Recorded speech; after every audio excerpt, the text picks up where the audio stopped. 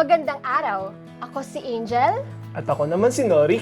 Malugod namin kayong binabati at tinatanggap dito sa Kooperatibay. Ano nga ba ang Kooperatibay, Norik? Ang Kooperatibay ay programa na hatid ng mga mag-aaral mula sa kursong DevCom 145, Section C2L ng College of Development Communication, University of the Philippines, Los Baños. Tama ka dyan, Norik.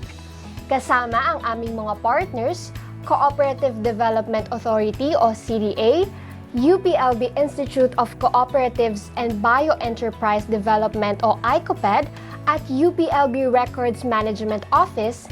Hinahatid namin sa inyo ang programang ito na may layunin tulungan ang mga kooperatiba at kayong mga miyembro nito sa pag-unlad. Magiging posible ang layuning ito sa pamamagitan ng pagtuturo ng ilang konsepto ng cooperative management o pamamahala ng kooperatiba. Pero Angel, sino nga ba ang mga matututo sa Kooperatibay? Magandang tanong yan, Norik. Inihanda ang Kooperatibay para sa mga miyembro ng Calamba Fisherfolks Producers Cooperative dito sa Calamba, Laguna. Ngunit hindi lamang ito para sa kanila. Maaari rin itong magamit ng ibang nais matuto at umunlad sa larangan ng kooperatiba. Ngayong may ideya na kayo kung ano ang layunin at para kanino ang Kooperatibay, ilalahad naman namin ang 5 module at ang mga aralin sa bawat module na kanilang matututunan sa loob ng 5 episodes. Module 1, Kaalamang Kooperatiba, mga konsepto at prinsipyo.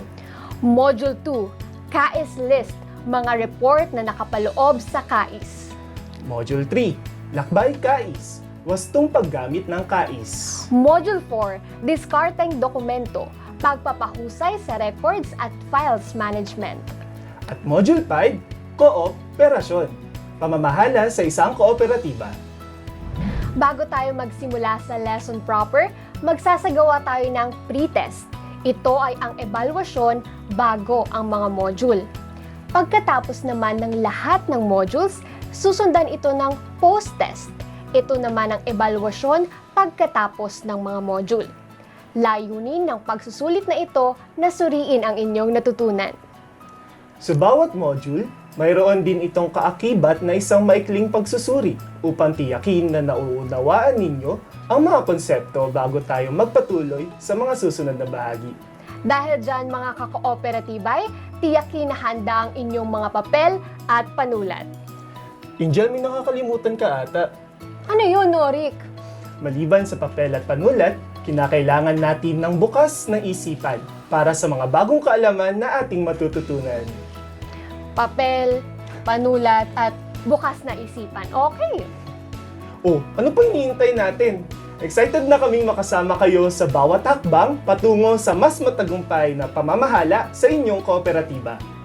Tandaan, kapag may kooperatibay, lahat nagtatagumpay!